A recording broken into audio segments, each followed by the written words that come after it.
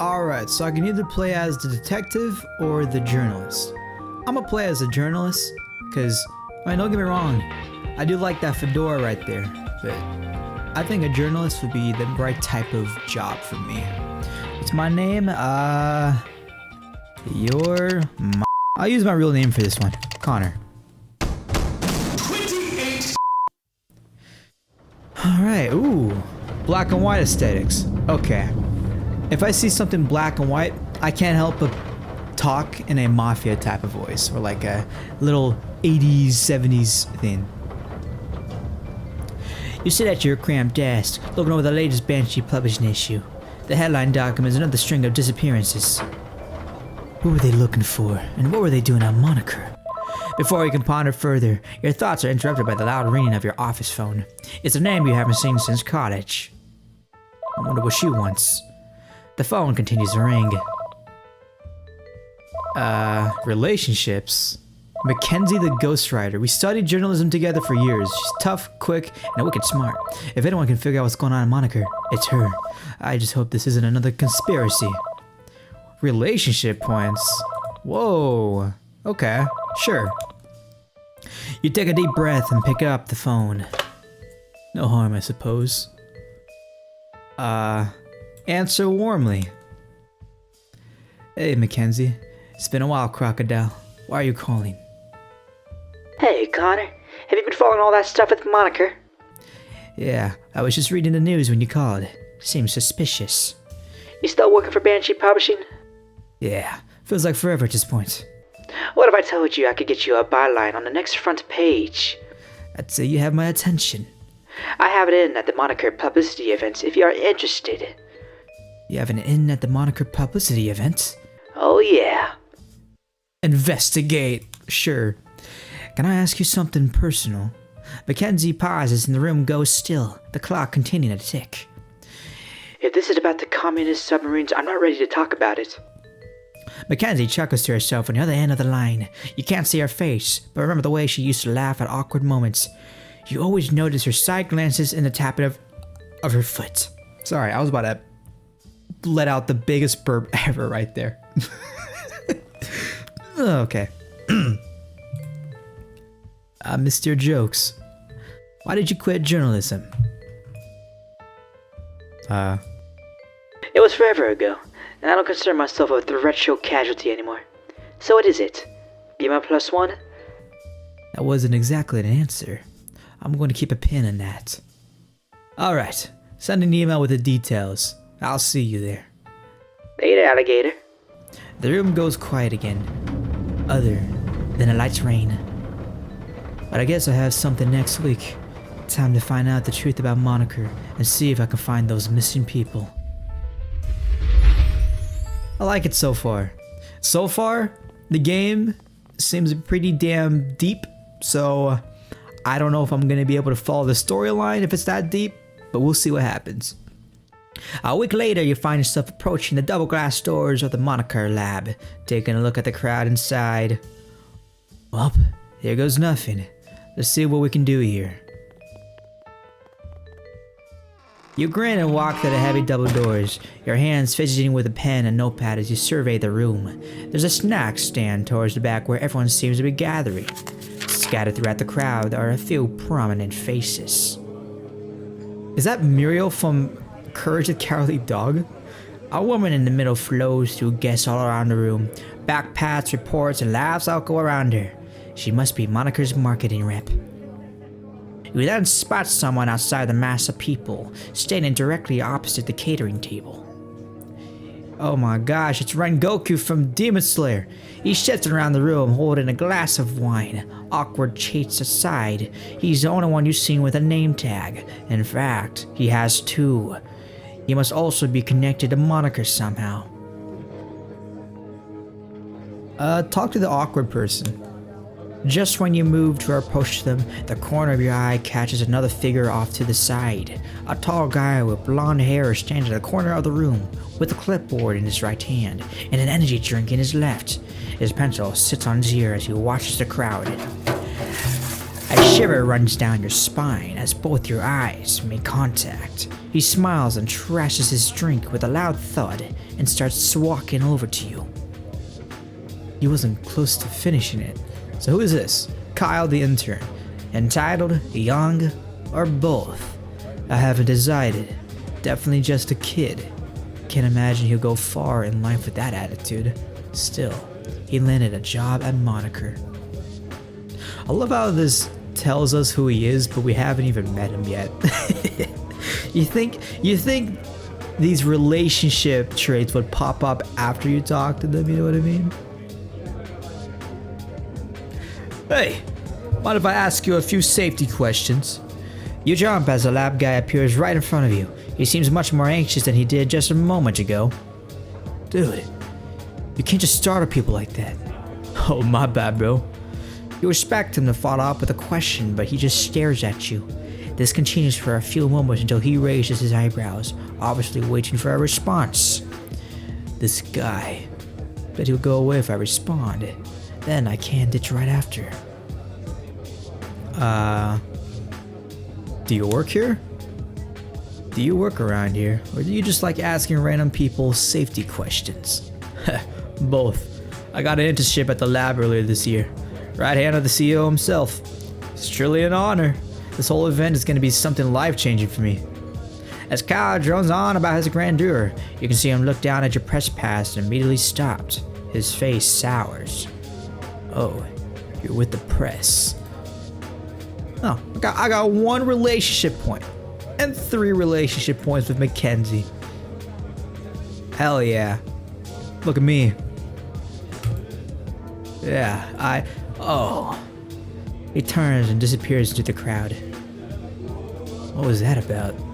After that sudden discussion, the same options before reappear. Talk to the awkward person.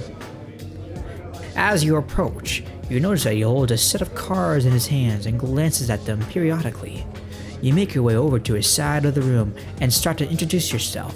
Before you can get a word out, he interrupts you with his own introduction. Hi, my name is Jeremiah Arcisol Robespierre Fitzpatrick Smith. What?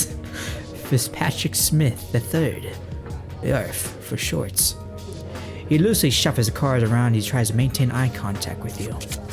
Sorry, just 1 second. He pivots to the right and cycles through his cards again, but one falls straight to the ground. He picks it up and rises it with a beet red face. So YARF. A lot of wonderful personalities crammed into that assistant. He could be trustworthy, full of insider knowledge on the CEO and Moniker. No peanuts. Okay. Sorry about that. Another couple fun facts. I have a deadly peanut allergy. My favorite color is #708090. And I'm a Gemini. It looks like you're expecting a response. Nice to meet you. Well, my name's Connor, and I'm a journalist. So, on the record, tell me about your peanut allergy. Can't imagine living with one myself. How do you do it? You take out your notebook and wait for his response with a slight smile. His eyes light up at the question and he fumbles through his note cards rapidly. Of course. I have an allergic response to peanuts, hence why I'm nowhere near the snack bar. He looks all over the bar in disgust and shivers. When exposed to peanuts, I can develop symptoms like hives, swelling, itching around my throat, digestive problems, stomach cramps, nausea, and death. Incredible. How do you get by with all the risk?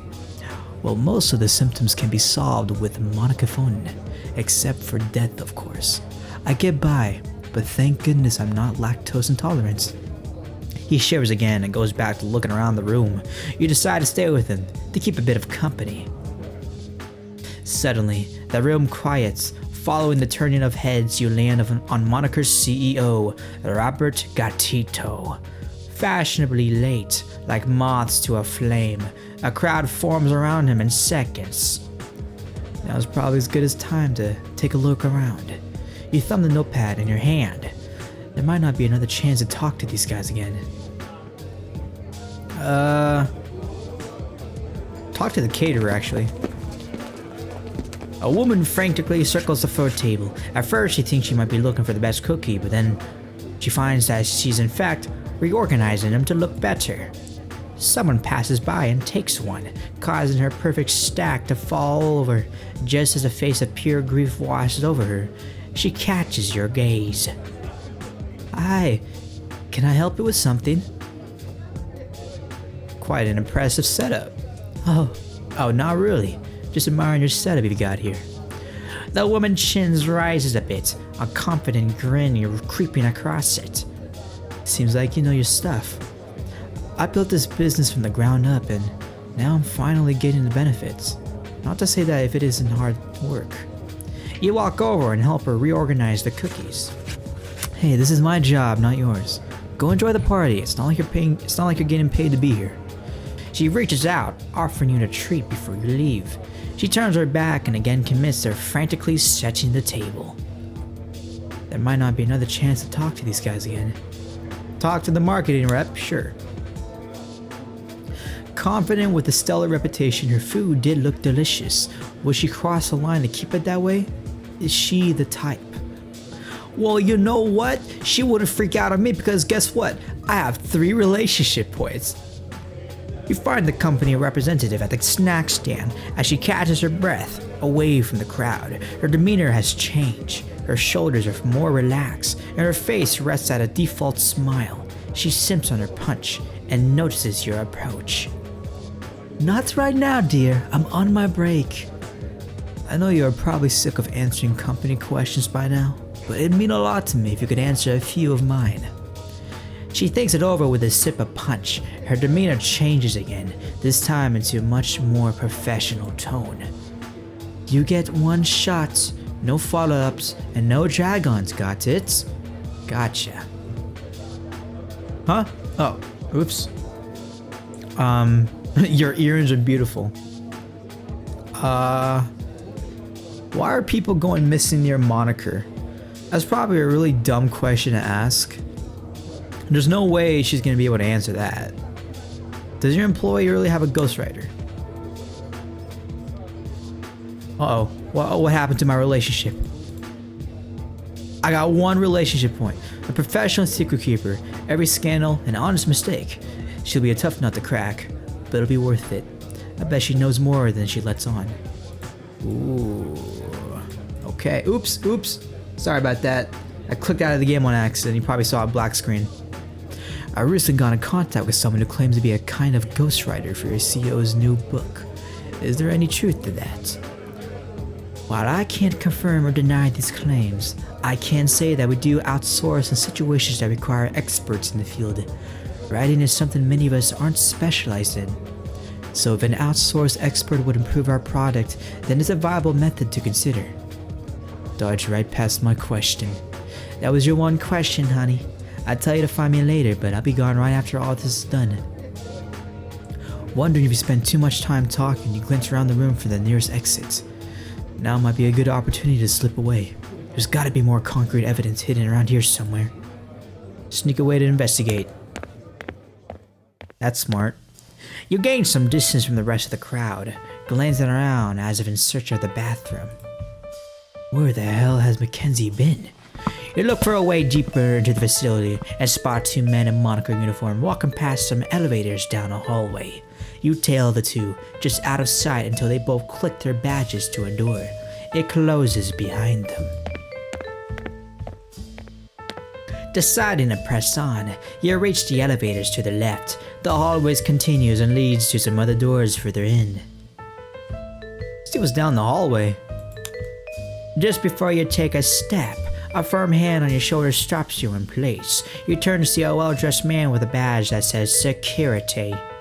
Oh, oops, no, I keep pressing that. There we go. Hey, where are you going? You notice him wipe a bed of sweat from his forehead and his brow furrows despite his smile. Yeah, sorry about that. I was looking for the bathroom.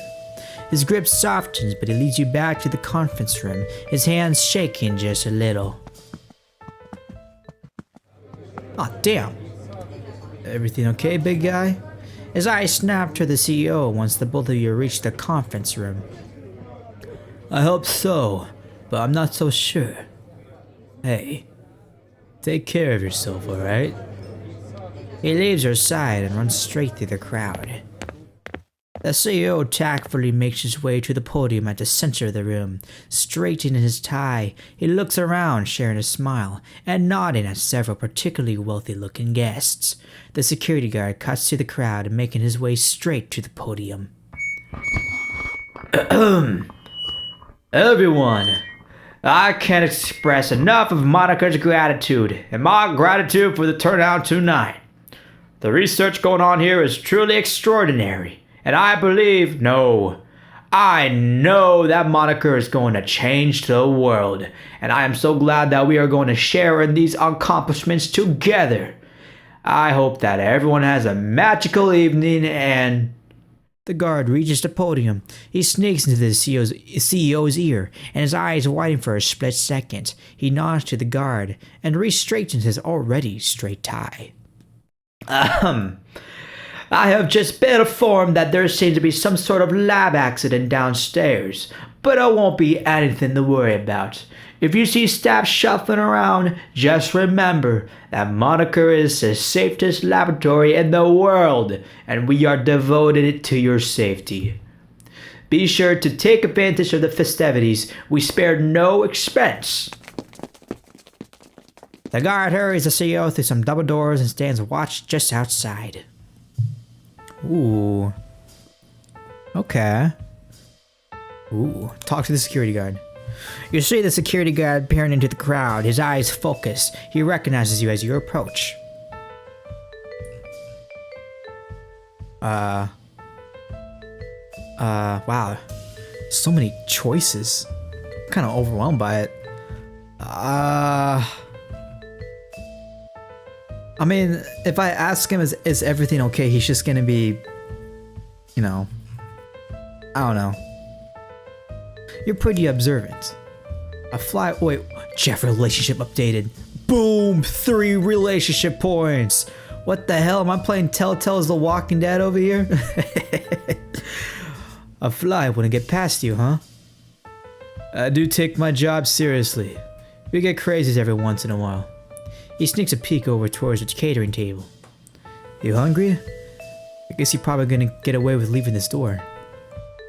The guy struggles to respond. Before he can answer you, turn back to the Before he can answer you, turn back towards the food, grab a sandwich, and bring it back over to him. His eyes light up. I can't take this from you. Thank you, though. You look off into the distance. Oh, shoot. It would be a shame if I was to leave this plate with a delicious sandwich on the floor here. I sure hope someone picks it up afterwards and enjoy it during their busy shift. You walk away a distance and look back to see him pick up the plate. He scans around and then takes a bite. His whole body relaxes a little bit. Okay. Observe the crowd. While watching the mingling societies, socialites, you see an older man moving fast. On closer inspections, he seems to be wearing a worn polo and work jeans. The tool belt around his waist knocks metal together, making it easy to track him down, heading towards the elevator like a cat with a bell in his collar. He knocks into a partygoer, scattering his tools across the floor. The passerby swears at him and walks off. Need some help? What an ass. Here, let me help you. The engineer reels for a moment, taken back by your gesture. Thanks. Surprised anyone in here has any heart left in them. You notice him reach for his wallet. A 49ers logo stamped on the cover. Ah, hail Jerry Rice. The man perks up immediately. Your Sed's friend found? Of course. Always hard to miss our boys in red. The engineer seems to glow with enthusiasm and reaches out his hand for a shake. I'm so glad we met today. We're all going away this year. All the way. The two of you shake hands, and he makes his way to the elevator, far more enthusiastic than before. Okay, relationship. Ibrahim, a man of steel and other metals. His expertise could turn into a pioneer case. Still, working an engineer around the clock seems suspicious. If he's that necessary, what does he really do here? Ah. Psst. Out of the corner of your eye, a girl in a long overcoat shoots her head out from the hallway. Psst! She whispers a little too loud, jarring the attention of some other partygoers. You never were any good at keeping your voice down. What's that supposed to mean? Just get over here already. You're around the corner and back towards the elevator, where Machenzie is looking around nervously. You okay? We on the run or something? You hear the security guards from earlier opening the door in front of you. Machenzie grabs your hand and pulls into a nearby storage closet. The door closes, drowning the room in pitch black. Machenzie puts a hand to your mouth as you hear the guards pass by. Damn! Shit! In the dark as well? Woo. Okay, she puts it away when the coast is clear and flicks on lights. Why the hell have you been answering my texts and calls? Good, we're alone. What's going on? You feel her shaking pressed close next to you. Something's got her really spooked. Machenzie, what's going on? Why are we hiding? There's something running around the facility. People are disappearing. Everything outside this room could be dangerous. Hey, panicking doesn't help anybody. And you're right. She takes a deep breath. I think they're gone. Okay, now, tell me what happened. I've been meeting with the CEO. Like 101? What'd you do to set that up? I'd set her write his autobiography. You silently disapprove. She notices. Listen, I understand that you don't like what I write for a living. Not all of us can be in the field and running for big publishers, alright? Besides, we got bigger problems coming than our jobs. What kind of problems? How did you figure this out? Each time she tries to talk, she seems to not know where to start. After the CEO left for the party, he got a call from the labs downstairs. I picked up on impulse but knew not to say anything. Whoever was on the other line mentioned some entity escaping. It freaked me out, so I left before he came back. Did you hear anything else? Anything more specific about this entity? Only that it was spreading. I don't know what that means, and I'm not positive that I want to find out. Did anyone follow you? I don't think so. But it's only a matter of time before Mackenzie's phone rings. She looks at it and her eyes go wide for a moment. It's him. The both of you sit still as Mackenzie's phone continues to ring. Well, you better answer it. Machenzie clicks the speakerphone button. Are you there, Machenzie? I was only gone a minute. Where'd you go? I ran to the restroom. I think I had some bad sushi last night. Well, I'm not even sure in that short time you heard one of the crazy rumors about what's going on downstairs. People just love to talk. Come on back. I want to tell you more about my life story. Oh, wait, is Robert the CEO guy? I forgot. Wait, who's Robert again? Shit, I can't keep track with all the names. Oh, it's this guy. Okay, okay. Damn. Hold on. I messed up the voice acting. Well, I'm sure even in that short time you heard one of the crazy rumors about what's going on downstairs. People just love to talk. Come on back. I want to tell you more about my life story. I don't know. I'm not doing so well. Maybe we can reschedule for an appointment another day. Oh, I see. Yes, that should be fine. I will have my assistant contact you then. Thank you, sir. The lights goes out, and Mackenzie's phone turns off as well. An intercom system kicks up and you hear a voice throughout the whole building. Hello, everyone. Please refrain from panicking. It seems there was a transformer trip that caused the power to go out momentarily. Don't be alarmed. The lockdown protocols went into effect automatically. The lights should return in a sec when our backup system is online. What the hell just happened? After a moment fumbling around in the dark, you finally find the light switch. On, off, nothing. Machenzie? 1 second, there it is. The door creaks open. A faint light trickles into the storage closet and you follow Machenzie out into the hallway. Well, it's a little better out here. When do you think the lights will... The hallway is flooded with light as overhead fluorescents kick on. Machenzie looks up as she backs into the wall. This is just like my podcast. Ghosts in the walls. What? No. She pulls out her phone again, types in a number, and clicks a speakerphone button, holding it out between you two. It rings twice before connecting. This is Robert. Sir, is everything okay? Are you okay? Ah, Miss Rosso. Where did you go? I was only gone for a minute. Sir? There's something different about his voice. It's even calm. Now I'm sure you've heard one of the crazy rumors going around about what's going on downstairs. People just love to talk. Come back up to my office. I have more of my story to tell. What the hell? Didn't we just have this conversation? Like I just said a moment ago, sir, I'm not feeling very well. Maybe we can reschedule for another day? The static on the other side grows heavy for a moment before retreating into the background again. I'm afraid not, Miss Rosso. I need to set the record straight before you go off writing any propaganda. Sir, the line goes dead before she can finish. What was that? Does he usually forget conversations? No, he doesn't. Machenzie looks down at her phone, still held out in front of her. Her hand trembles slightly before she tucks the phone back in her pocket. We can ask him about it ourselves when we get up there. He didn't really give us an option to back out. Well, he did the first time. You and Machenzie come to the end of the hallway, leading to a fork in the road. One direction leads up a flight of stairs, the other looks at a set of 2 elevators. Guys, I need to drink some water. Oh my gosh. You see, when it comes to recording visual novel videos, I gotta do a lot of reading. And whew.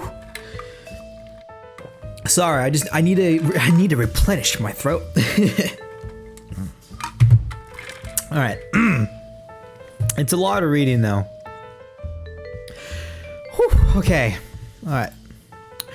We can take the elevator to the CEO's office. She notices your curious gaze up the stairs. I guess with the confusion we could explore a little bit as well, but there's no telling how he react if we're late to his office. Where should we go? I don't know. Should we go? I mean, I think we should take the stairs to study a bit. Who knows, we might meet somebody. I don't know. What the hell is that? What is this?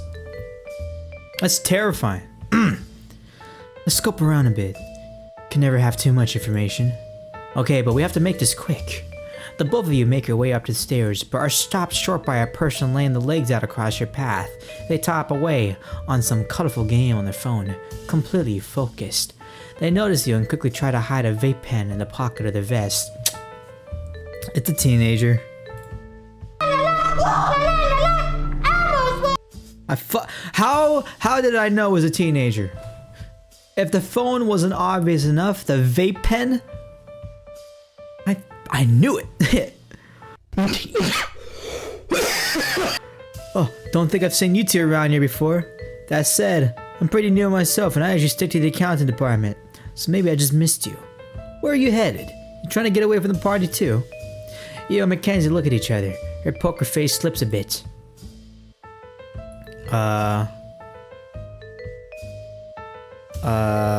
Ask about the party. Something like that. What about you? Not my scene. I can dress up and whatnot, but I'd rather be alone and do something I actually like instead. Just a shame it's hard to get promoted if no one notices you. Yeah, I can understand that. Good to get outside your comfort zone occasionally. You cast a side glance at Machenzie and slowly start to move past them. You said something about a promotion. If you started recently and are already looking at one, you must be really good at your job. The accountant blushes a little, then slightly puffs out their chest. Yeah, you know what? I do a pretty good job, don't I? Well, we have things to do upstairs. It was nice to meet you. Alex. Looking forward to working with you. Alex. The two of you shake hands, and you and Machenzie make it past them. A look behind you and Alex beams with pride. You and Machenzie come to the top of the stairs and find that they wrap around once more, straight up to the CEO's office. We going up or exploring? Explore. The possibilities of the unknown seems too great to pass up. Deciding to explore the first floor after all, the building's size becomes more apparent. Maybe it's because of the party, but the whole floor seems empty. Your footsteps echo through the halls. This place seems a lot creepier. Want to get a little past the facade. Try to shake it off. Let's just figure out what we can. After making it down the hallway, it splits into 3 paths labeled on the wall. Where should we head to first? Oh my god! This game is gigantic! Oh Jesus! Check out the live subject lab. Mackenzie nods and you walk towards the door, but find that it is already open just a crack. The two of you look at each other with a hint of confusion. Mackenzie slowly pushes it open. A woman in a vest and flannel is bent over the glass terrarium. A chorus of squeaks sounded from behind her. She hears the door crack open and creaks open and turns around in a blur, holding her hands above her head. I just stumbled in here. I thought the rats looked hungry. Face contorted from fear and nervousness, she looks down but relaxes once she sees the press badges. Do y'all work at the lab? From that non-laboratory attire, I can assume you don't either. The woman lets out a sigh of relief and leans against the terrarium. Oh god, I thought I'd been busted. Can y'all hurry up and grab my bag from over there? I'm gonna set these little guys free. Mackenzie grabs the bag and walks it over to her. My name's Sammy Joe, and I'm happy to see anyone else wandering around. And I'm happy to see anyone else wandering about with the Moniker stamp of approval. These guys are lucky you're here. These little ones are lucky you're here. Who knows what's been done to them? I'm a veterinarian. I feel for these animals, but I can't say for certain if they were... Oh god, I got hiccups now. Jesus. Oh, it's gonna be hard to talk now. Sorry. But I can't say for certain if they were harmed. What do you mean? I mean that they look perfectly Oh god, I forgot to do the Western accent. I mean that they look perfectly healthy, but something is definitely off. We need to get them out of here. Mackenzie holds the bag as Sammy Joe opens the terrarium, letting the rats free. They all pour out in a disconcerting single file line. Yeah, I ain't never seen anything like that before. She zips up the bag and holds it to her side. Well, I appreciate the help. You two investigating or what? We got other business to attend to upstairs. In the meantime though, do you know anything else about what this lab is used for? Sammy Joe walks to the door but points to the big device in the center of the room. I detest everything in here, but I especially hope these little guys didn't have nothing to do with that thing. Good luck. See you around. My accent changes every time I talk with any character. It's hard to do the... Cause like I wanna do the voice when you watch like those really old-fashioned movies when everybody has like that "Wow, sonny boy" accent. Sammy Joe leaves. You and Mackenzie walk over to the machine. As you get closer, there's a loud whirring noise coming from inside. The closer you get, however, the more a whisper mixes with the noise. Hey, hey, what are you doing? I can't scream with a female voice. You blink a couple of times, not realizing you were only inches from that thing. My Mackenzie voice sucks. It's hard. It really is. I don't want to get too close to any of this kind of stuff. Let's get out of here. Yeah, maybe you're right. The two of you make your exit, but just before, a small bang echoes inside the machine. Oh my god. I gotta save my game actually. This is gigantic. Hold up, I may have to make episodes for this thing. Dude. I mean, I don't know. Depends on how long the game is. This might all be a one video, but I may have to do episodes because my voice is dying. I've already committed with the 70s voice, so I gotta keep doing it. It's a price to pay, but for some good old results. You know what? Let's go to the bathroom.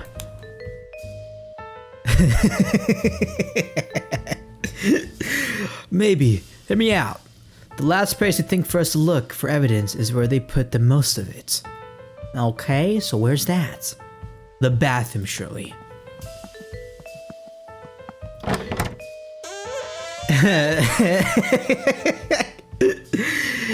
She shoots you a look that says you have forfeited any and all investigative skills.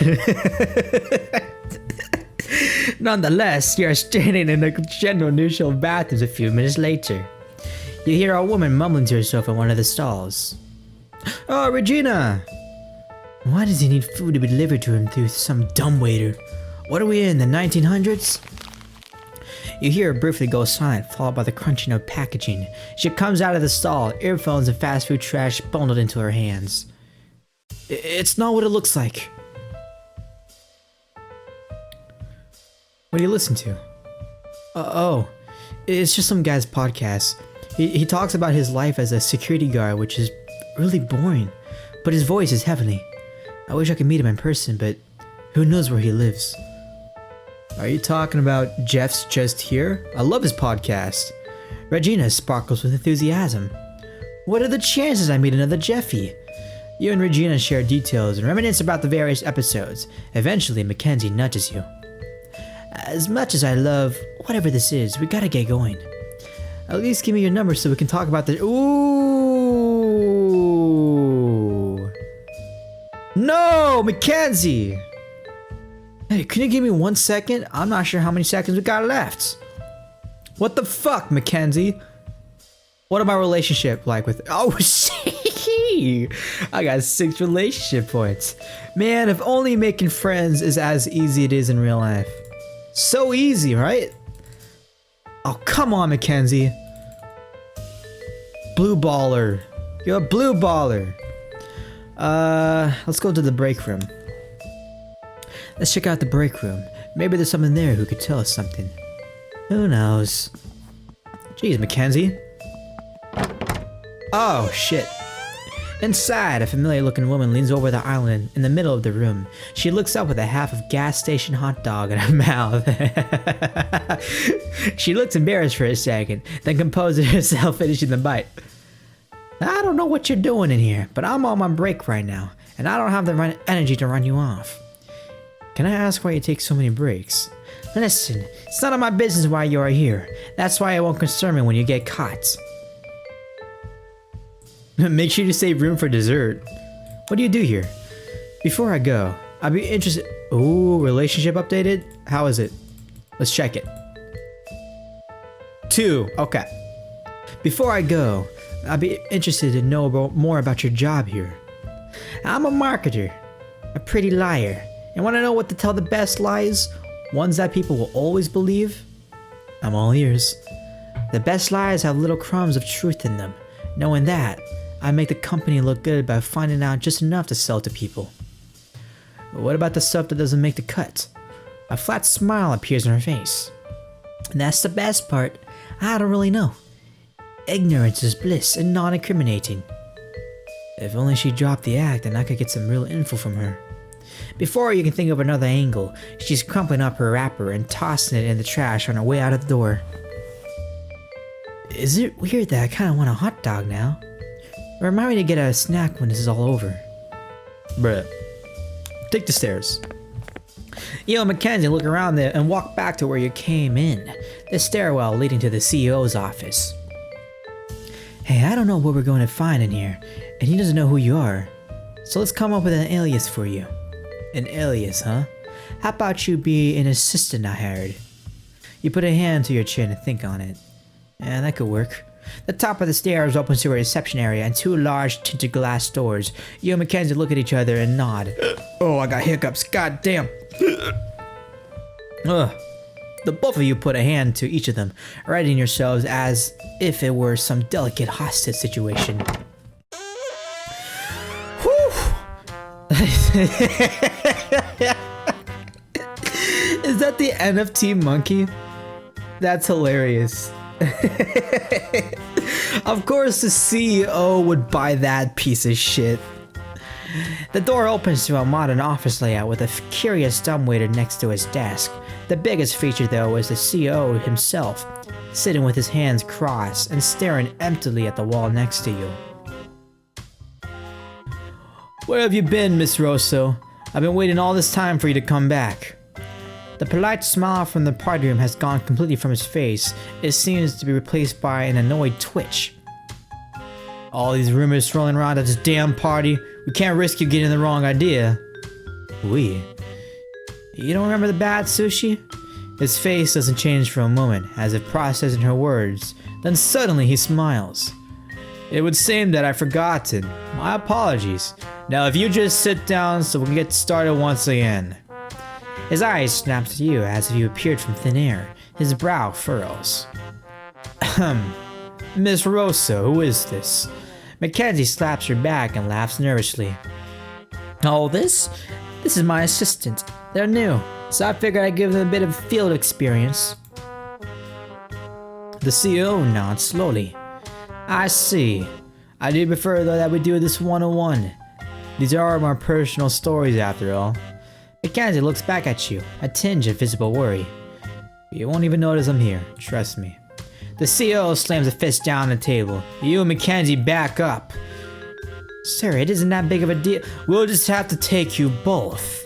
The CEO, the CEO begins to twitch more violently now, his eyes shooting wildly in all directions. He gets to his feet, wobbling around as if drunk. He focuses on Mackenzie and stumbles towards her. What the hell are you doing? The CEO inches closer to her, his eyes glazing over. Jump in front of Mackenzie. With a burst of courage, you push Mackenzie back and ram him into the CEO. He doesn't seem to budge. The CEO raises both arms to slam you down, but you dodge just in time. You get back to your feet and turn around to find his eyes have completely rolled back, his mouth not open. Instead of the CEO speaking, a voice enters your mind. Otherworldly whispering begins to lull you into some kind of hypnosis. Over the chorus of sounds, you hear someone screaming her name. Well, this explains the weird tentacle cursor that we have on our screen. It's Cthulhu. Connor, get that. Ooh, you said my name. I like that. Connor, get down. In just in time, you drop to the floor and hear a series of loud pops. A thin line of wire runs from Mackenzie's taser to the CEO. He drops to the floor, a bit of smoke floating off him. Mackenzie zaps him again. Damn! His unconscious body twitching around. He turned to her with a look of horror. What? My mom always told me to make sure they stayed down. Did you just kill the CEO of Moniker? No, he's just unconscious, right? Yeah, Mackenzie kneel around the body. She puts a hand to his neck and holds it there for a few seconds before moving to his wrist, repeating the process. He's dead. He's dead. How is that possible? Before you can process, the office phone rings. You and Mackenzie slowly turn to it. Don't you dare answer that. We're in too deep now. We need answers. The phone rings and rings until you finally press the speaker button. How was the food? Tastes good? Don't mind a little blue dressing on the side. As the man speaks, you quietly go around and see an unfinished plate tucked behind his computer, a discarded Queen Bee catering box tossed to the side. Do you even know what it's like to be an intern at this place? Stopped every time. Oh, it's, who is this guy? We know him. Yarf! Okay, we know him. Do you know what it's like to be an intern in this place? Stopped every time I go to enter a lab, question whenever I ask about what's going on down there. Now you can be a part of it yourself. You accidentally tip over the food onto the floor. The speaker stops cold for a moment, then his tone changes. There's a tiny beep as the cameras in the room starts up and focuses on the two of you. Well. What do we have here? Looks like... Wait, is that... What did you two do? Is that Robert? He mutters quietly to himself. Only bits of words come over to the line. This is sooner than I mean, it's not what I expected. This is fine. Everything will still be fine. Hey, that's what I say. Do you think he can hear us? Don't go anywhere. I'll send security to come clean up the mess, and you along with it. Looks like we gotta move fast if we want to make the best of it all. This evidence. The phone goes silent. I guess the Wizard of Oz doesn't want to meet us. You take a seat in the CEO's chair. There's a program running in the corner of the screen that seems suspicious. You open it and find a password prompt. You spent some time with the CEO. What would his password be? Maybe 1979? He graduated business school that year. You plug in the numbers and returns a red flash. That's not it. Any other ideas? The speaker kicks on again. You're giving him way too much credit. And all the crackling comes from the speakerphone as the line finally goes dead. Good riddance, because he has better things to do. You glance around the CEO's desk, looking for anything that could be a hint at his personal life. Your eyes land on a simple picture frame of the man himself snuggling. Oddly enough, a baby alligator. What? His favorite animal is an alligator. No way it's fucking alligator. Oh, Francis Jr. Okay, that makes sense. Picking up the picture, you turn it over in your hands. On the back, in small black letters, is the name Francis Jr., born 2012. Return to the password prompt, typing in a combination of the name and the last 2 digits of the year. A light flashes green, and you hear a mechanical sound somewhere nearby. Suddenly, a book falls to the floor from a nearby shelf. Well, that had to be well, that had to have done something. Let's look around. I guess we'll investigate the book. After picking up the fallen book, you find nothing interesting. Wanting to investigate further, you approach the shelf by the CEO's desk.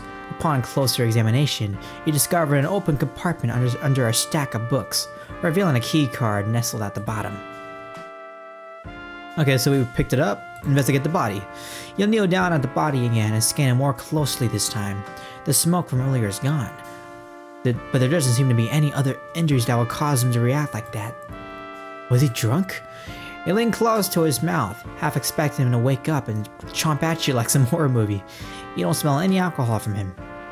There is a tiny trace of movement from his head. You back up, just in case. His eyes remain closed, but his head turns slightly.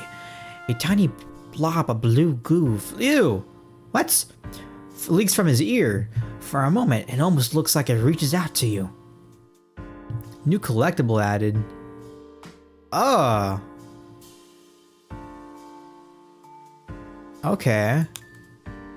Wait, have I been collecting collectibles? Oh no. Oh, there's few collectibles. Got you. Huh. I acted out of an instinct to save Machenzie. What's our relationship like with her? Ooh, 8 points. Hell yeah. Okay. Our relationship points with the CEO is 0. Okay. I guess we'll investigate the... Hold up, let me save my game though. I guess we'll investigate the room. Behind the CEO's desk, you find an odd pair of closed metal doors. You attempt to pull at the handles, but it doesn't budge. A little slot to the side seems like it would hold something. Try the keycard. Handling the keycard from earlier, you recognize the slot from before. It seemed to be around the same width, so you slide it in. Oh, it's a dumbwaiter. Immediately, the door is tucked back into the wall, and the pulley system visibly loosens up. Uh-huh. The two of you share a look. I'll send it back up once I'm down there. Down where? I don't trust that death trap. You awkwardly clamber in and press the lower button. I better see you down there. You hear an engine kick on as the mechanism sinks past floor after floor. As you descend, you hear a strange whispering coming from all around you. It almost locks you in a trance until you finally hit a bump at the bottom of the drop. There doesn't seem to be an exit. Slightly panicking, you press on all sides until you tumble out into their brightly lit room. You quickly scan your new surroundings. You've come to a lab filled with big machines and a new filing cabinets. The whirring in the room is obnoxious, but there's no one to be seen. Okay, I'm sending it up now. You call up to Machenzie, hoping she can hear, and hit the return button. After a while, you can feel a bump against the top, but don't get the response. There's an eerie silence, and then the dumbwaiter starts to come back down. Hey, Machenzie, you in there? Nothing. Don't be a ghost, don't be a ghost, don't be a ghost. The engine cuts out, stopping the container just short of you and hiding whatever's inside. Then suddenly it plunges down. Boo! What the fuck? What was that noise? That sounded like a Pikmin. You get very close to wishing you brought a change of clothes. What happened to this being a secret mission? I mean, a serious mission. Machenzie climbs out the dumbwaiter and looks around the room. If you stay high-strung like that all the time, you'll just have a heart attack. She shoots you a wink. Ooh, a wink! Just trying to keep the blood flowing. Okay, where are we? Looks like some sort of lab to me. Meaning evidence? Explore drawers. You and Mackenzie split up, thumbing through drawers and looking for whatever you might call evidence.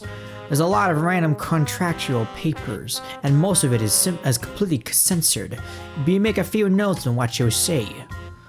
Why is every other document some draft of medical theory? I know that Moniker invested in pharmaceuticals, but this is bigger than any of that. Drug-enhanced radiation. What the hell? So we're playing Fallout right now. I'm getting a bad feeling about all of this. There's gotta be enough here to put down Moniker for good. I don't think it's that simple. We're talking over 100 missing people. Weird drugs. I mean, all these files are mostly black bars anyways. It isn't enough, we have to go deeper. Deeper? Are you insane? If people are really disappearing, they need the help of someone who can do more than a journalist. Something pulls at your mind. Trust me, I can feel it. There's something down here we need to see. Mackenzie wears a disapproving and concerned look. If anything, anything goes wrong down here, we're going back up. I'd rather sit in jail than disappear in some dark lab where no one will hear from me again. Deal. You exit the room to find an area that splits into several actions. There's the elevator entrance, a door with a turn-off security camera directly above it, and another room similar to the one you've just left. What's taking so long? It locked? You turn the shut. Wait, what happened? Oh, first you try the suspicious door with the camera. You reach your hand out to open it, but find that there isn't a doorknob to be found. What's taking so long? It's locked? You turn to show her the lack of ways to enter. Who makes a door without a knob? You decide it's best not to question her, and the two of you walk across to the other lab. Why is no one on this floor? I seriously doubt any of these guys went up to the party. What are they hiding? What are they hiding in the walls? I got hiccups again. Why do I always get them? Mackenzie shrugs. You pull open the door to a pressurized hiss, and a small airlock sprays vapor into the air. Jesus, finally. This place is trying to convince us that they spent money on it. The airlock door opens to a big room of desks covered in centrifuge and expensive computers. God, it's cold in here. Must be for whatever they are working on. Let's check it out. What's in the centrifuges? You look out onto the desks, each of them equipped with a computer, some lab equipment you don't understand, and a centrifuge. One of the only remnants of a college science class still stuck in your brain. The vials inside spins around faster than information can be gained by looking at it. You decide to turn it off. Damn it! You look out into the desk, each of them equipped with a computer. Some lab equipment you don't understand. Oh wait, I already read this. The centrifuge slows to a still, revealing 10 vials of teal liquid spinning around inside. The liquid sloshes about even after you've stopped it spinning. Mackenzie, take a look at this. She walks over and shrugs her shoulders when she sees the vials. They make drugs. What's special about these? Look closer. Mackenzie leans in close to the vials, and the liquid inside still. Oh, is it the blue stuff? And the liquid inside stills, then begins to behave erratically. It climbs the glass towards Mackenzie, and her eyes glaze over a tiny bit. Hey, you still in there? Mackenzie wipes her eyes and backs up. Wait, what were we doing again? You open your mouth to say something, but are interrupted by a loud thrum from above. The elevator's moving down. You look back to Mackenzie as she returns to herself. I didn't order room service. You grab Mackenzie by the arm. Come on, there's nowhere to hide here. Unsure of what else to do, you drag Mackenzie through the airlock back into the open area. You hear the mechanical droning of the elevator as it approaches the floor. You wave at Mackenzie to hide on the other side of the metallic sliding door. The elevator opens, and the security guard from earlier bursts out, panting like he's just finished a triathlon. Not again, not on my watch. You and Mackenzie aren't sure what to do. He rushes past you to the door with no name and waves his badge. A doorknob slides out and he opens it with such force that it doesn't close right away. You look over to Mackenzie and nod. The two of you follow him through as it shuts behind you. He notices. Aren't you from... Whatever, it doesn't matter now. What's going on now? He ignores you and taps away at the keyboard. All the monitors in the room light up one by one and combine to form one large monitor. What's so important he would overlook us? What is this? Where is this? The screen turns from blue to showing Alex alone somewhere in the building. The camera flickers as a single tentacle drops from the ceiling and onto Alex. Silent screams from the silent screen. Silent screams from the silent screen somehow echo as the entity disappears into their ear. Machenzie covers her mouth with her hands in shock. You nearly vomit. It's happening again. The security guard whips away from the monitors to look at you. Sweat beads down his forehead. What are you two doing down here? I'm more concerned about what that was on the monitor. Are they alright? What was that thing? You need to leave. I can't risk anyone else getting taken. The security guard grabs you both by the arm and begins ushering you out of the room.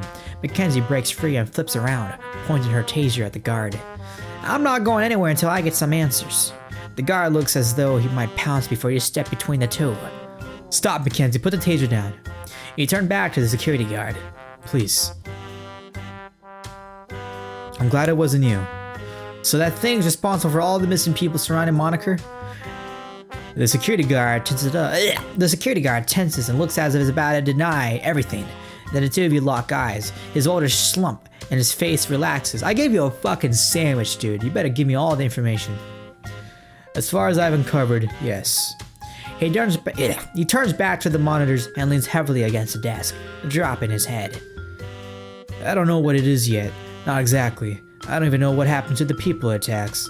More and more go missing every week, and I'm no closer to stopping it. You place your hand on Jeff's shoulder. He turns towards you but doesn't make eye contact. I'm glad you weren't the one taken. He almost melts under your words. We don't even know each other. What? What's with this weird character dynamic? All of a sudden we're bros. Although in real life, that, you know what? Pretty accurate, I guess. But like, what? I don't even know you. Okay, well, cool. I guess me and Jeff are best friends now. He recompasses himself and glances at Machenzie. Both of you. I don't think I could go through that again. What does he mean again? What aren't you telling us? He stiffens, assuming his telltale security guard posture. I can't let civilians get involved. It's too dangerous. So are we. Machenzie brandishes her taser. The guard takes a step back before you put a hand on her arm. I think what Machenzie means is we can take care of ourselves. Jeff falters for a moment, then relaxes again. I could use some help down there. Down where? Jeff looks at you, then turns back to the computer where he presses some keys. He hits enter with a definitive click. A hidden door splits open the left wall of the security room, revealing a short hallway leading to what looks like an industrial elevator. You rush to go inside, but the guard places a hand on your shoulder. This entity took someone close to me. I want to stop it from taking anyone else, but I need to find him. Understand? You nod. What was his name? Clarence. He hesitates for a moment, then smiles. My name's Jeff. Jeff, huh? Well, I'm Connor. Now let's go put an end to this. Mackenzie's voice calls from down the hall. And I'm the fairy godmother. Let's go already. With a shrug, the two of you join Machenzie inside the elevator. The elevator bounces as each of you step on. You go to select a floor, and then pause. What's with this music?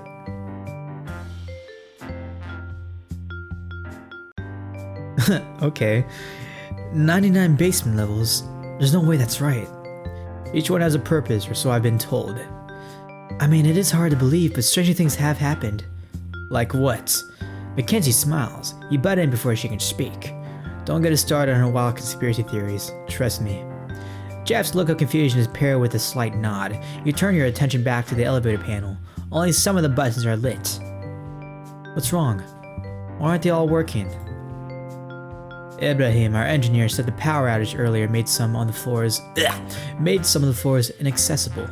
He went down to B47 not too long ago, presumably to fix it. He might still be the... A ringing sounds through the elevator, interrupting conversation. Jeff reaches into his pocket and pulls out his phone. Hey, okay? Sure, bye. He clicks the end call button, then looks into the distance distracted. That was my brother Yarf. Oh, okay, so that's why you two look similar. Was he the one on the intercom? Okay. Yeah, that makes sense. Cause like I was gonna say like, don't you kind of look like Yarf a bit? Oh, you both have J's in it. That should have been obvious actually. Oh man. Oof, I've been playing this game for 1 hour. Really? Holy shit. This is long. I thought this game was gonna be like 20 minutes or something, but no. I like it though. That was my brother Yarv. He's down in B99 right now actually. He asked me to come meet him.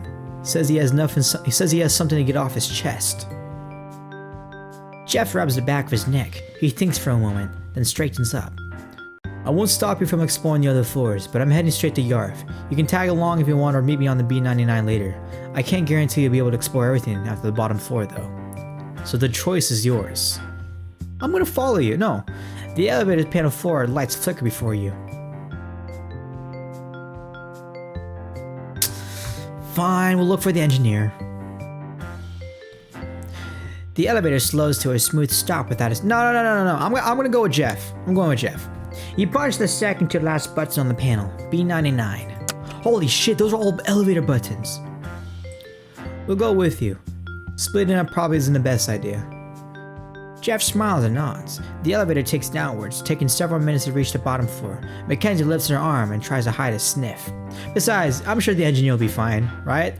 We have 3 relationship points with that guy. See? We'll be good. Thank God I remember to put on deodorant today. Wait, do girls use deodorant? I thought girls use like perfume. I mean, of course girls can use deodorant. Anybody can use deodorant, but like, I thought perfume. Oh wait, no, that's such a. Forget what I just said. I'm kind of brain dead right now. I've been doing so much reading. I'm like, I don't know what else to say.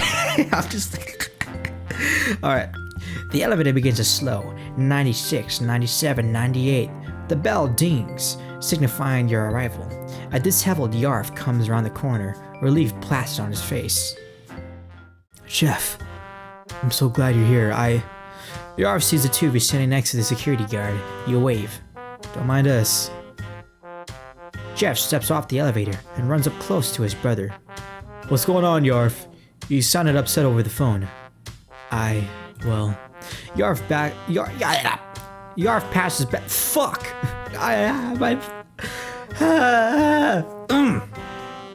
Yarf paces back and forth. He pulls out his index cards and scours through them.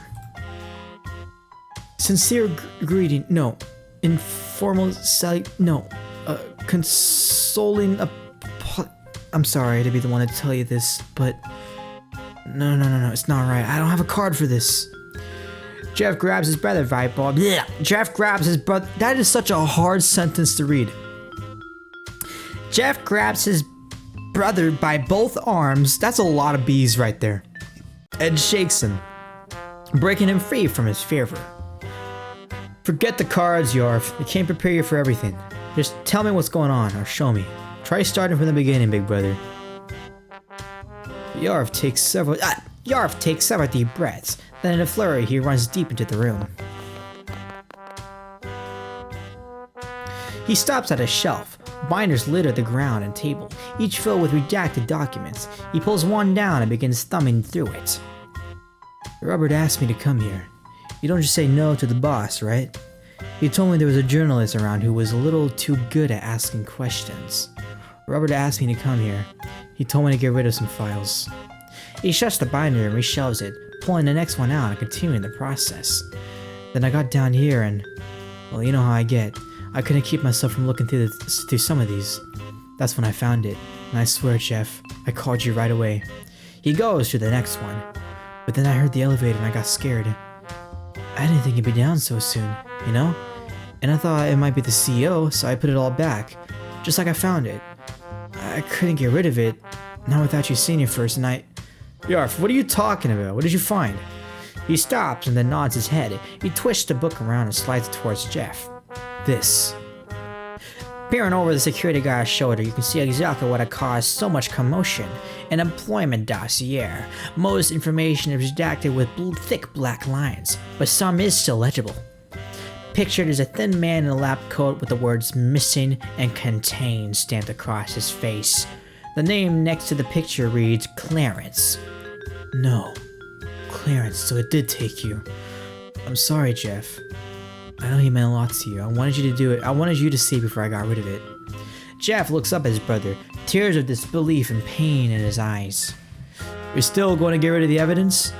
Yarf blinks, then reaches over and grabs the binder. I have to, don't I? The CEO himself asked me to. Robert's dead! Yarf whips up to look at his brother a little too fast. What? Ow! The book slips from his hands, and one of his edges slicing a thin gash across his palm. Yarf, you're bleeding. It's going to be okay, Yarf, don't worry. I'll call Sammy Joe. I can't lose you too. Wait, what happened? Yarf sits down on the ground, cradling his hand while Jeff pulls out his cell phone and begins dialing. You crouch down next to Yarf. He winces as he touches the wound on his hand. Looks pretty bad. Yarf is silent. He stares off towards Jeff, his expression somber. Is your hand okay? It's just a cut. Jeff's overreacting, calling Sammy Joe down for it, but I get it. His emotions are high. Oh, he knocked the book from his hand and his hand started bleeding. Okay. I'm more concerned about you. Yarf looks up at you, confusion and gratitude splayed on his face. Not many people are. Thank you. Yarf gestures around the room. I was supposed to get rid of all of this, but with the CEO dead, I don't think I should. Look, you can look around if you want. There's bound to be something here that'll answer your questions. The elevator dings its arrival, and the doors open to reveal a frantic Sammy Joe carrying a small medical box. Okay, I'm here. Where is he? I'm a vet, but I'll do what I can. Sammy Joe glances around and sees Yarf on the floor. She pushes past you and kneels next to him. Okay, Yarf, what's wrong? Internal bleeding? Shattered femur? Brain aneurysm? Yarf lifts his cut hand, the thin line of blood now nearly dried and beginning to scab over. Sammy Joe falls into annoyance. Are you serious? With a sigh, she grabs his hand and places it on her lap. She begins cleaning the wound and wrapping it up with a bandage. Alright, let's go talk to Sammy Joe. You crouch down next to Sammy Joe as she wraps Yarf's wound. Wow, you got here quick. Jeff made it sound serious over the phone, like life or death. Serious. I came as fast as I could, convinced every second counted. She shoots Jeff an annoyed glance. Lo and behold, Yarf has a paper cut. You're a good person. Still, I doubt many vets would be willing to do anything medical on a human. Sammy Joe shrugs as she continues to wrap Yarf's hand. I guess it depends. Humans and animals really ain't that different, medically speaking. Most of the time, you treat wounds in a similar way, unless they are super complex. I take it a paper cut doesn't qualify as complicated. Sammy Joe chuckles as she finishes securing the bandage. No, it don't. Still, it's always nice to feel needed, even if it is cause of Jeff's overreaction. Sammy Joe stands up, dusting off her knees. Alrighty, all done. Should be good to go. I'll be heading back up to the party now. Wait, please. We can head back up to the party together, but until then, can you stick around? Keep an eye on Yarf in case he gets hurt again. Sammy Joe raises her eyebrow at Jeff. Then, looking back at Yarf, she sighs. Fine, I'll stick around for observation if it makes you feel better. Huh. Search the binders. The pile of binders sitting next to Yarf are splayed out across the floor and table. You leaf through them trying to read what you can, only... there are more black lines than words. Machenzie brushes through the files on the floor, then pulls one out and hands it to you. This one still has some information. Looks like an ecological report. You squint at the page, bringing it close to your face and read the contents out loud. This report serves as blank, describing blank Moniker as the single greatest, more information enclosed. You drop the paper. This could literally mean anything. Here, This one has enough information to catch the gist of what they did. Jeff shakily hands you the binder he's been carrying, releasing his white-knuckled grip. Clarence, isn't that the person you're looking for, Jeff? Yeah, and according to what he was, and according to that, he went missing right before he was contained, whatever that means. It means he could still be alive. We don't know anything for sure. Yeah, I guess you're right, but I have no idea where to look. You place your hand on Jeff's arm. Don't worry, Jeff, we'll find him. Even if we don't, someone will. You snap a picture of Clarence's employment dossier just in case. Okay, search computer. You open the computer. The Moniker Lab logo stares back at you on a desktop. You begin parsing through the files. Well, this is useless. Please don't tell me they took white out to their computer screens. You lean to the side and let Machenzie see the opened files. Charts and graphs with meaningless numbers lay scattered throughout the reports that have opened up. No need. You need a degree in statistical analysis to understand anything on them. Or be one of the lab techs who wrote it. You click off the documents and turn away from the computer. Search desk. You reach down to one of the desk drawers and pull it open. The handle nearly comes off. Locked. Of course it is. Machenzie brushes against your shoulder, cramming in close. Here, let me give it a shot. She pulls a set of tools, seemingly out of thin air, and begins fiddling with the lock. Since when do you know how to lockpick? We didn't spend all our time together in college. With a twist, the drawer clicks open and slides out. You look back and forth between it and a beaming Machenzie. You expect me to believe you learned that in a college class? Of course not. I said I learned it in college. I never said I took a class. She gives you a wink as you reach into the drawer. Inside is an assortment of random objects. An old ring box, a music player, earbuds. What is all this stuff? Machenzie pulls out a sticky note, plastered to a handheld console. Remember to go back and finish Descent. Seemed cool. Why is all this being kept here? Oh yeah, in case you guys don't know, Descent is the developer's previous game. Apparently Descent's like it's like a prequel to this game. So, I don't know if this game is a sequel, but all I know is Descent is a previous game that the developers worked on, so this is a reference to one of their earlier projects. Oh no. What? You reach inside and grab the college ID. A small picture of the student belongs to hugs the upper left corner. I don't know why I did that. I recognize this kid. They went missing around Moniker a couple weeks ago. Are you sure? Positive. And if it's in here, then this other stuff. Your stomach drops as you realize what the contents in the drawer mean. These all belong to the missing people. This must be some of what's left of them after they vanished. There's too much in the drawer to take right now. You grab the college ID and close it. It will have to do. Finish looking around. Wait, which one's Yarf? Oh shit. You're Yarf, you're Jeff. Okay. You're Yarf, Jeff. Yarf, Jeff. Yarf, Jeff. Yarf, if there's anything else that you know, now's the time. We've given everything to Moniker. We can't turn a blind eye anymore. These people might be able to expose what's going on down here. Jeff gestures you to you and Machenzie, his expression determined. Yarf initially retreats. He ponders his brother's words and finds some resolve. There might be one place. What is it? Yarf compulsively reaches for his cards, but ultimately keeps them in his pockets. I thought I misread something that day. Robert gets so many spam emails I couldn't tell what was so important about a weapon lab report, outside of the typical completion percentages and test plans. Come to find out, experimental weapon lab reports are actually very important. Robert panicked and locked the door. I don't think I was ever supposed to see that. All I wanted was to leave, but then he kept talking about his investors and Titan security, said I need to stick around if it was my brother and I's best interest. Sorry. I don't know, Robert. Yarf. Oh, I didn't know. Robert. Yarf, I'm sorry. My god. The communist submarines. They must be down here. We have to go. You give her a quick elbow jab as Jeff turns to you with a somber look. Seems I owe you an apology. I just stuck my head in the sand and did my job. I figured that cost Clarence his life. Replacing sadness with vengeful anger, Jeff grits his teeth. Where's that weapons lab? Honestly, I don't know. It wasn't labeled on the elevator. If even Robert's closed assistant can't talk about it, they probably want the least amount of people to know. It has to be down then. We didn't notice any missing floors on the way here. Everyone looks at Machenzie.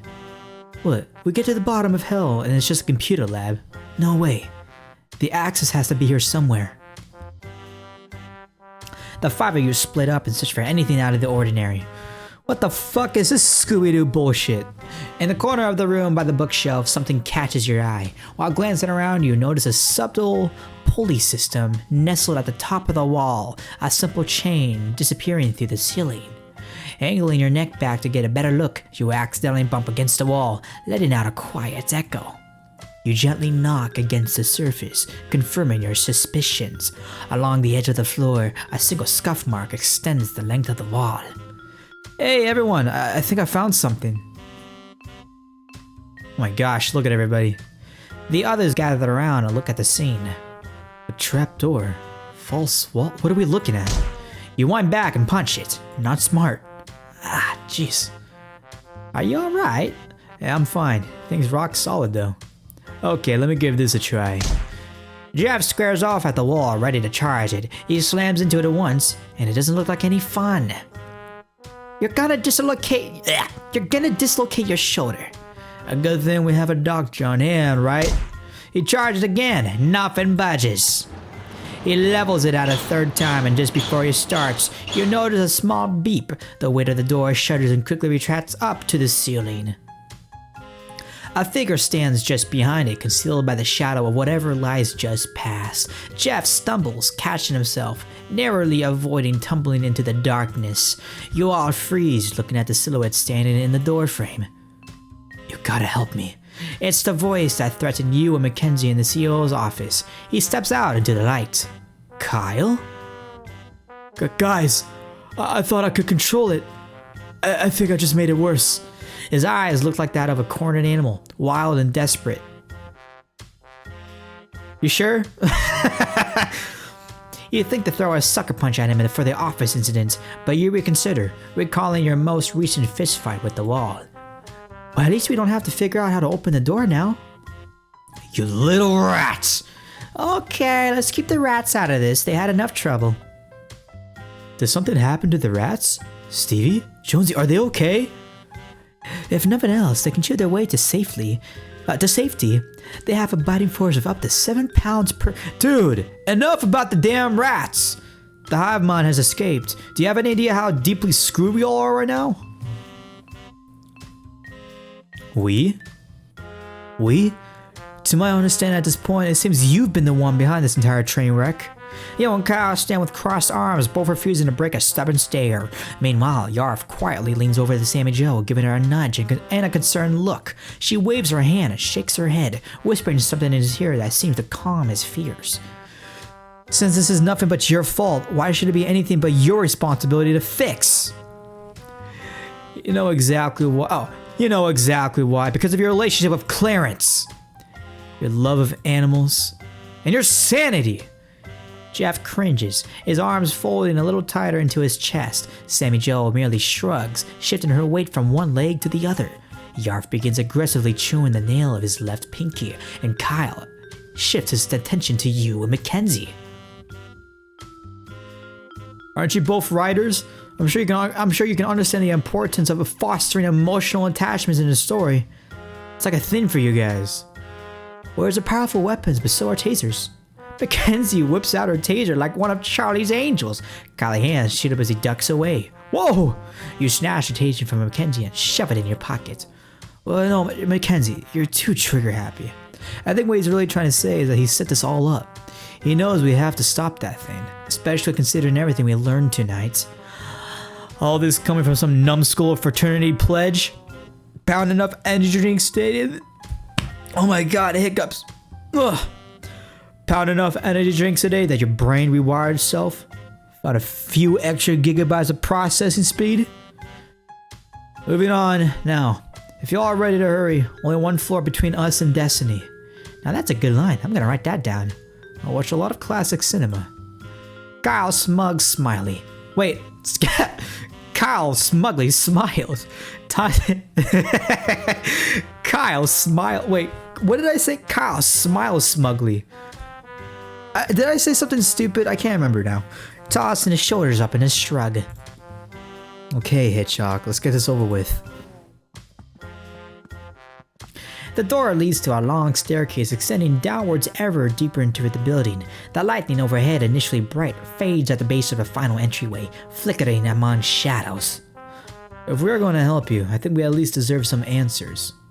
What was your plan? To be honest, it all kind of just happened. I really just wanted a promotion. Wanted to prove that I thought I could. You notice a slight trembling in Kyle's hands before he quickly shoves him into his lab coat pockets. His egotistical air seems to falter. His shoulders tense. He glances at you, his gaze lingering long enough for you to glimpse a doubt in Dad, I'm having a fucking aneurysm right now. Okay, I'm good. The doubt in his eyes and the fear. No, cut the sob story. I know how you got here, Chadwick. You don't get to pine for our sympathy now. There are some mistakes you can't come back from. What do you stand to gain? Robert Gattito was a waste of space. At this kind of company, man, I have younger eyes, a better bod, 250 bench press. I can see what you couldn't. Lift us up to heights we would never be able to reach. Literally. He was gonna run this opportunity into the ground and I couldn't let that happen. Why do you even care? There's a difference between being good at a job and murdering people. Be real here. My dad and Robert have been mixed up in each other's business since college, alright? He invested more than just money into this project. He put his own son on the line. Trusted me to make sure it paid off. A terrible choice, really. Hey, when a douchebag CEO wants to suck all the life out of my family, I got no problem returning the favor. An awkward silence hangs in the air after that. Your collective footsteps echo as you clamber down the remaining stairs. Is that a fucking nuke? The metallic archway opens into a large hangar storing multiple aircraft in various states of assembly. A large missile stands at the center of the room, supported by a series of sculpts. What? So, where? A sizzling static begins to bristle in the air. A soft humming reverberates off the metal in the room. The lights intensify, the brightness blocking out your vision, forcing you to cover their eyes. The buzzing grows louder as the fluorescent lights scream in a final attempt to retain their structure. A sudden rush of air bursts from a room at the other end of the catwalk. The lights shatter, and shards of glass rain down from the ceiling, their clatter replacing the buzzing. The silence that follows is quickly interrupted by several alarms triggering at different rates, likely alerting the failure of various systems. Behind you, Kyle begins to laugh. Whew, that was the biggest one yet. Mind control, body disposal, cure for cancer, and now a fully functioning EMP. No one will be able to stop the hive mind. Isn't that why we came down here? A quiet melody whispers in the aftershock of the electrical surge under the blaring sounds. The tune is like nothing you've heard before, enticing you towards the very same room that released the EMP. You guys hear that? Your breath fills your lungs with a sweetness you've never felt before. As the very cell in your body has finally relaxed, the tightness seeps away from your muscles as your eyes drift shut. An unseen force gently pushes on your lower back, soliciting a step forward.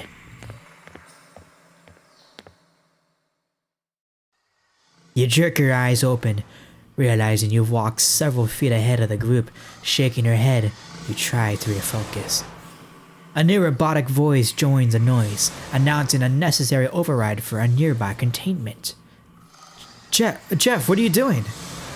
Glancing now at the control panel, you see them standing unusually stiff. Their hands move at an unnatural rate and automatically adjust dials and types in keys. You swiftly approach, standing next to them and attempting to grasp their attention. Closer now, you can see their eyes glossed over and out of focus. Pull them away from the panel. Nothing seems to work as the anxiety pulling at the base of your stomach mixes with the fear you've been digesting all night. The voice from the computer returns.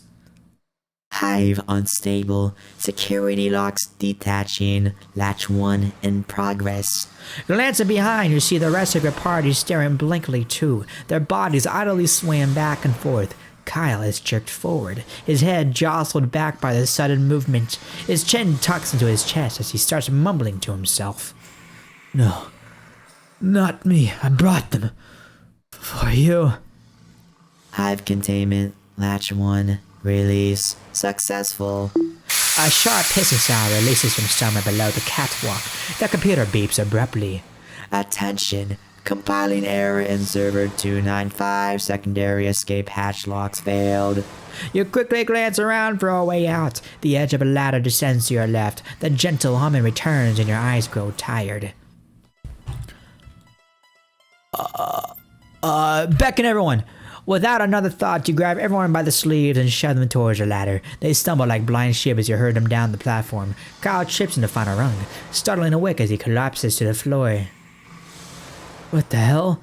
Kyle, get up! We gotta get out of here! Okay, yeah, squeeze him over it. Totally not worth. He scrambles to his feet, knocking Yarf out of the way. Coming to, they take in the surroundings and hurry after him towards the escape hatch. Above you, Jeff remains where you left them. Hive unstable. Security locks detaching. Latch 2 in progress. Jeff, please stop out of it. The sounds intensify as wisps of smoke billow from various machines around the room. Your breath quickens as the pressure builds. On the other side of the missile launcher, the door to the containment room angles back just enough to keep the inhabitant hidden. The noise is eliminated. Fuck. The noises emanating within are guttural and dissonant, like cicada screams. A cacophony of voices resonate in your skull. Varying pitches and timbres overlap into a single message. Come there, join us. Back and everyone to the stairs. Don't listen, we still have time. You shove Machenzie and Yarf down the stairs and towards the exit. The door to safety stands before you. A mix of fear and devotion holds you back. Not unlike the entity's temptations that keeps you from crossing the threshold. The computer bellows out a final warning. Hive unstable. Security locks detaching. Final latch in progress. You know what this reminded me of? Resident Evil 1, the movie. You're all going to die down here. You're all going to die down here. That's what I'm getting. I'm getting vibes from that right now. Peering upward as Jeff has finally left the control panel, they shuffle across the catwalk like a cat. Can I leave them behind? No! Save Jeffy! Racing back the way you came, you reach the top of the catwalk in a huff. Jeff is already at the other end. Stepping through the door as a loud growl reaches them, you push forward, abandoning all doubt and act on nothing but pure instinct. What the fuck? Inside, the entity itself bristles before you in all of its horrendous glory.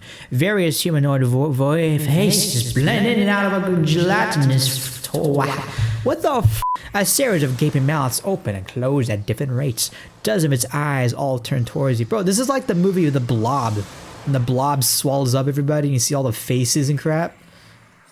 Jeff inches up to the anomalies. You notice something new. A tiny trickle of blue blood dripping out of both their ears. Searching for something, anything, you find another control panel immediately to the right of the door. What looks like a fire alarm pole station sits among the buttons and dials, only painted yellow. The sirens and songs culminate into a final ground, shaking eruption.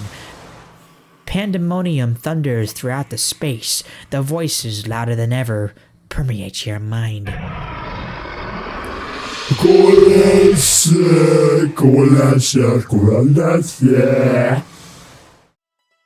Use taser! You shove your hands into your pocket, desperately feeling around for Mackenzie's tasers. Your fingers find a dense block made of thick plastic and rubber and yank it free. How the hell do I use this thing? Hoping for the best, you point the device at the hive mind as your fingers find the trigger. The prongs jet from the tip awkwardly, forcing one of them to shoot to the left. The rogue prong embeds itself into Jeff's torso, who drops to the floor in pain. The second prong dips into the hive's body, but does next to nothing. The electric pulses get lost in the goop. No! You release the trigger and rush to Jeff's side, pulling off the wire and flipping it. Huh? You grab it, sliding the rest of the creature out. Oh! Wait. What? You release the trigger and rush to Jeff's side, pulling off the wire and flipping him over. A tiny high-pitched scream erupts from their ear as the entity tries to escape, the tip of the tentacle spilling out. What the fuck is this hentai shit? You grab it, sliding the rest of the creature out and chucking it back into the hive with a plop. A deep anger begins to seep through your veins. The unfair and exasperating events of the evening are resting their full weight upon you. Please don't be dead. Please don't be dead. You brush the hair out of the face with your hand, your fingers sliding down to the crook of the neck. A soft pulse meets your touch before fading into nothing. Oh, I killed Jeff? You never deserve any of this. The gentle lullaby swells again with a simple tune, the soft humming inviting. Oh, yeah, cuz we killed the CEO with the taser. Oh, I should have thought about that. Fuck. You're so tired. Rest with us. Rest with us. Surrendering into the melody, you dive deeper into the darkness of Moniker. All your guilt and doubt washes away in the cold embrace of the ocean deep. A chorus of voices welcome you home. A distant part of you feels a burn as your flesh retreats from the hive's mind touch. Muffled screams echo through your ears for a moment before you realize they are your own. A new voice seeps into your consciousness, somewhat familiar. Your memories, your comfort, your being, all replaced by one thought. One single idea that drives the body you no longer control. Coalescence. But there is hope. Somewhere outside of this new world are those you helped escape. In them lies a chance the suffering will end, that the hive mind will be stopped, and Moniker will be cast into the light. Though it will not be you who drags the truth out of the shadows.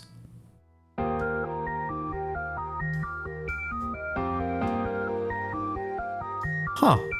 Alrighty, thank you guys so much for watching the entire playthrough of Coalescence. I will be honest, I did not expect the game to be over an hour long.